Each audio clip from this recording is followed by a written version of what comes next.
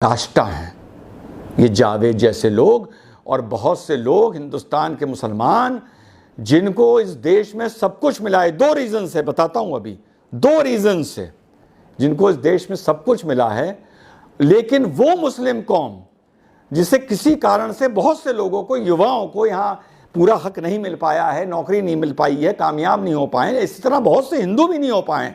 That I don't mean to say कि मुस्लिम ही नहीं हो पाए। ये उन लोगों को भड़काते हैं अपने एसी रूम्स में, अपने 7 स्टार हाउसेज में बैठ के। ये इन लोगों का कैरेक्टर है। मैं आप लोगों को एक बात बताऊं कि बीजेपी, आप लोग सरप्राइज फील करेंगे इस बात से, बहुत से, BJP is the most tolerant political party of the world globally, ever most tolerant party of the world. देश की तो छोड़िए, and I will tell you why. एक पॉलिटिकल पार्टी, एक पॉलिटिकल विचारधारा जो 40, 50, 60 साल से लगी हुई हो सत्ता के लिए, पॉलिटिकल जगह बनाने के लिए, देश में पॉलिटिकल स्पेस बनाने के लिए, और एक कौम, एक जमात, एक वर्ग उसे उतने ही 60 साल से कोस रहा हो, उनके नेताओं के मरने पर खुशी मना रहा हो, उन्हें गालियां दे रहा हो, उनके पतन की दुआ कर रहा हो, उनके खिलाफ फतवे दे रहा हो और उन्हें सत्ता में आने से रोक रहा हो।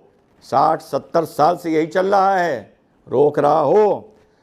और वो पॉलिटिकल पार्टी अपने दम पर लड़ते लड़ते बिना किसी सेटलमेंट के पावर में उस कंट्री में आ जाए, उसका निज़ाम साबित इस्टेब्लिश हो जाए, उसका झंडा इस्टेब्लिश हो जाए, और उसका प्रधानमंत्री लाल किले पे खड़े होकर कहे कि मेरे 135 करोड़ हिंदुस्तानियों, उसका प्रधानमंत्री अगर गैस सिलेंडर बांटे तो हिंदू और मुसलमान ना देखे, उसका प्रधानमंत्री अगर स्कॉलरशिप बांटे और उसका हिंदू मुसलमान का फ़र्क ना देखे, उसका प्रधानमंत्री पीएम आवास योजना में मकान बांटे और हिंदू मुसलमान का फ़र्क नहीं देखे, तो वो विचारधारा और वो प्रधानमंत्री इस दुनिया का सबसे टॉलरेंट आदमी है।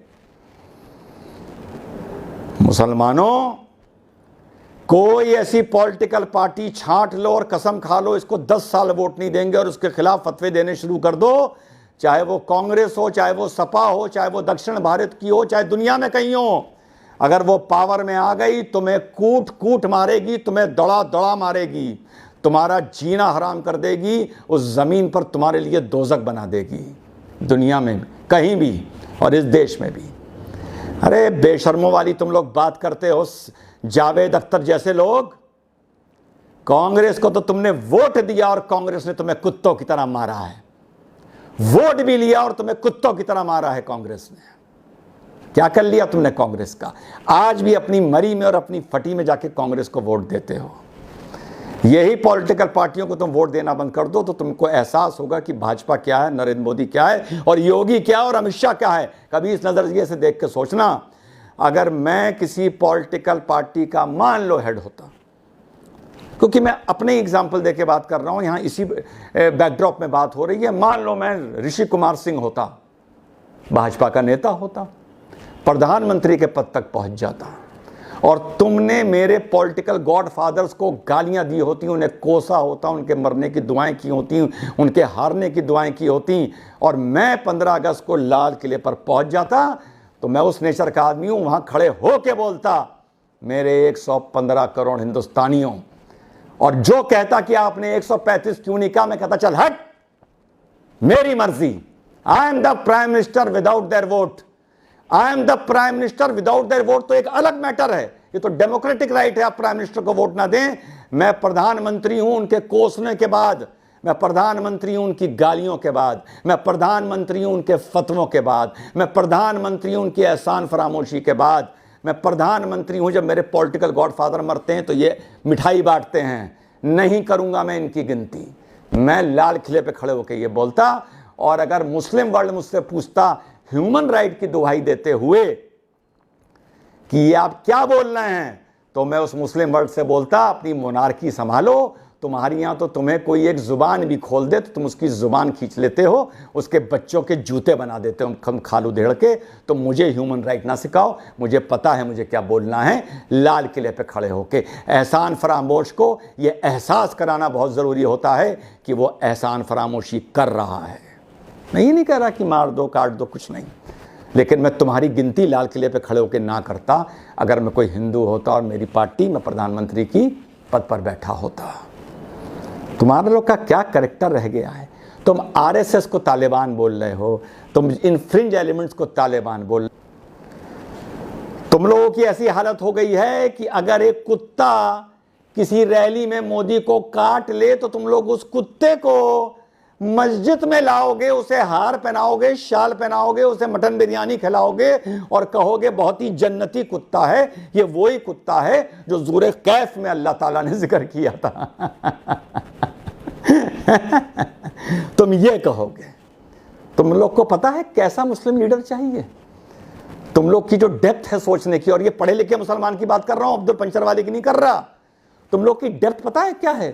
तुम लोगों का भी मैं एक एग्जाम्पल देता हूं। तुम लोग क्या सुनना चाहते हो? अरे काम कर, करेक्टर में आने दे, नीचे से जाके जरा नमाज की टोपी लेके आ, टोपी लेके आ। पढ़े लिखे मुसलमान हो, तुम लोगों को पता है क्या चाहिए? तुम लोगों का मैं 1 महीने में मामू बना सकता हूं, पोपट। तुम लोग पता है कैसा नेता चाहते हो? सुनो, करेक्टर में आ गया हूं, अब तुम लोगों को सुनाता हूं तुम्हारी मेंटल आईक्यू क्या है।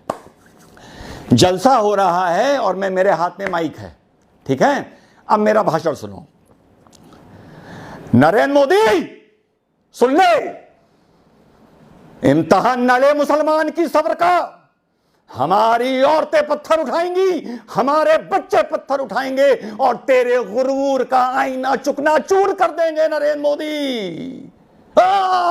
मुसलमान कहेगा वाह वाह, क्या लीडर है, क्या लीडर है। हमारा इम्तिहान ना ले मोदी। इस देश में, भारत में तुझे छुपने की जगह नहीं मिलेगी मोदी। ये हिंदुस्तान हमारे बाप का है, बाप का है, बाप का है, बाप का है, बाप का है। तुम लोगों का आईक्यू लेवल इतना ही है। हाँ कहोगे वाह क्या नेता मिला है कौम को यार, क्या तकरीर करता है, क्या बोलता है। अरे बहुत पढ़ा लिखा है भाई, वकील है, डॉक्टरेट है, बड़े अच्छे खानदान का है, पता है तुम लोगों को, बड़े अच्छे खानदान का है। क्या तकरीर कर रहा है यार, मजा आ गया। माशाल्लाह, चेहरा देखो, माशाल्लाह क्या नूर है, शहजादा लग रहा है, शहजादा। ये है तुम्हारी पॉलिटिकल औकात जो मैंने आज तुम लोगों को बताई है। इसके आगे तुम नेता में कुछ जाहिलों ढूंढते ही नहीं हो। जय हिंद, वंदे मातरम, खुदा हाफिज। समझ गए हो?